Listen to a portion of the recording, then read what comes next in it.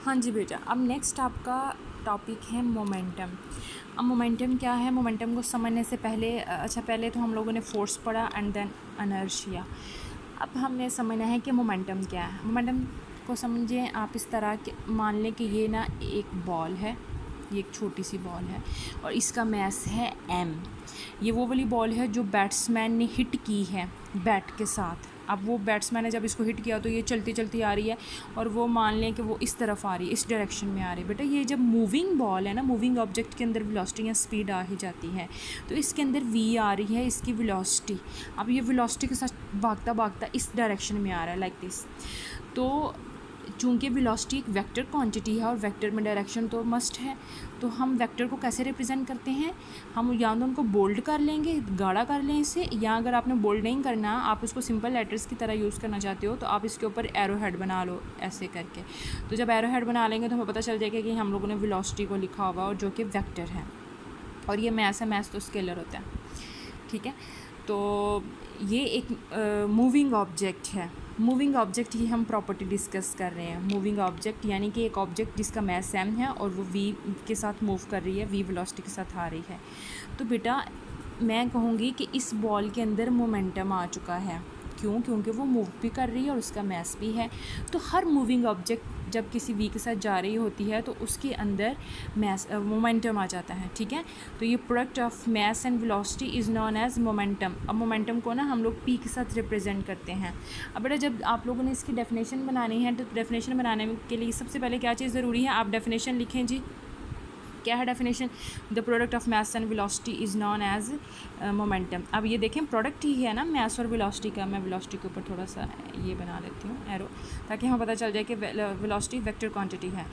तो हम इसका डेफिनेशन बनाएंगे, the product of mass and velocity is known as momentum. जब आप डेफिनेशन लिख लेते हैं वर्ड्स में, तो आप उसका मैथमेटिकली भी बताएं कि आप उसको रिप्रेजेंट कैसे कर सकते हैं। Mathematically we can represent momentum like this, या फिर it is donated as like this. अब 3 to 4 स्टेप्स आपने हमेशा किसी भी प्रॉपर डेफिनेशन को बनाने के लिए आपने 3 to 4 आप लोगों ने स्टेप्स करने हैं। पहला स्टेप डेफिनेशन बनाएं, दूसरा उसको मैथमेटिकली बताएं, और थर्ड में ना आप उसका यूनिट बता दें। अगर वो कोई मेजरिंग क्वांटिटी है तो आप उसका यूनिट बताएं। अब यूनिट कैसे बनता है? अब यहाँ पे मैथ्स आपको नज़र आ रहा है ना, तो मैथ्स का यूनिट क्या होता है? kg, वो मैं लिखूँगी। और वेलोसिटी, और वेलोसिटी के यूनिट्स क्या होते हैं? मीटर पर सेकेंड, ms-1। और ये वो यूनिट्स हैं जो हम लोगों ने चैप्टर 2 में पढ़े हुए हैं, ठीक है।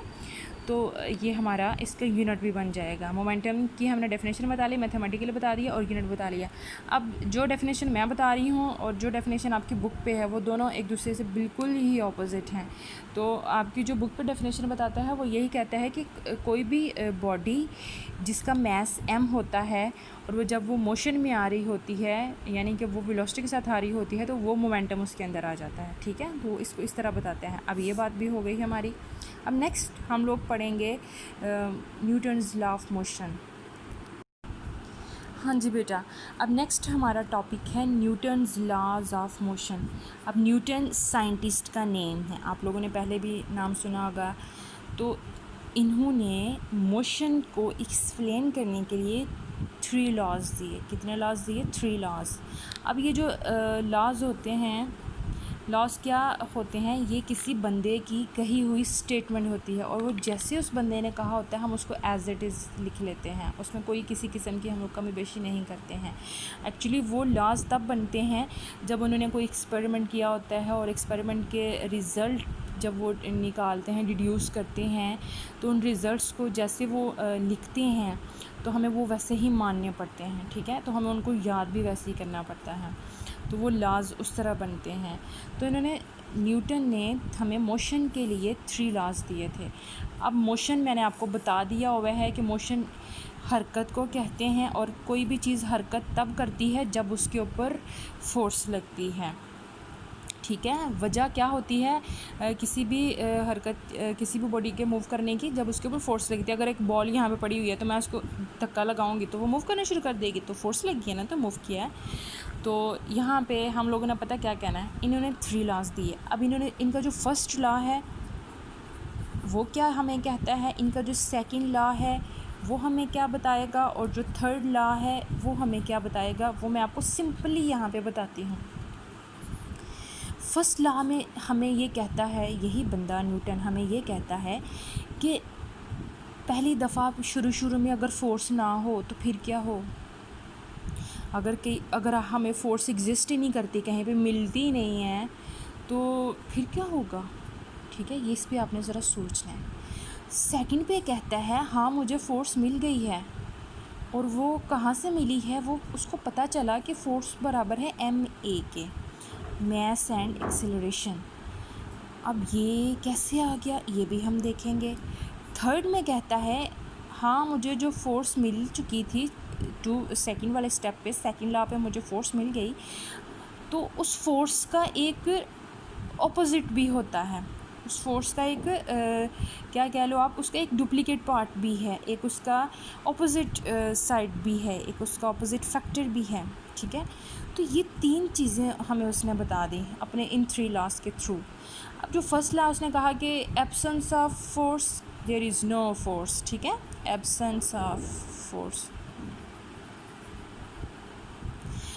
सेकेंड लॉ में हमें क्या कहते हैं, प्रेजेंस ऑफ फोर्स, कि हाँ जी मिल गई है हमें फोर्स, प्रेजेंस ऑफ फोर्स। अब थर्ड में हमें क्या कहते हैं, एप्लीकेशन ऑफ फोर्स, कि जब फोर्स को अप्लाई करते हैं तो बदले में क्या हो रहा है, हमारे पास क्या हो रहा है वो हम बाद में देखेंगे। ठीक है, तो इसके ये जो थ्री लॉज हैं, ये इनका जो निचोड़ है ना, ये मैं आपको बता रही हूँ कि फर्स्ट लॉ में तो एब्सेंस ऑफ फोर्स, ये जो फोर्स है ही नहीं, कहीं मिल ही नहीं रही, ख़त्म ही हो गई है, फोर्स होती नहीं है। ठीक है, ये कह रहा है अगर फोर्स ना हो तो फिर क्या हो, वो ये बातें बताएगा इस लॉ में। सेकेंड लॉ में कहेगा हमें फोर्स का पता चल गया कि फ़ोर्स को हमने निकाला कहीं से और वो ma के इक्वल आ गई। थर्ड लॉ में हमें कहता है हमें ये जो फोर्स मिली थी हमने उसको यूज़ किया तो हमें उसका एक ऑपोजिट भी मिल गया। ठीक है, तो ये तीनों लॉज हैं इसके। अब मैं डिटेल में नेक्स्ट जो टॉपिक है, जो लेक्चर है आपको, उसमें आपको डिटेल में इसको एक्सप्लेन कर देती हूँ।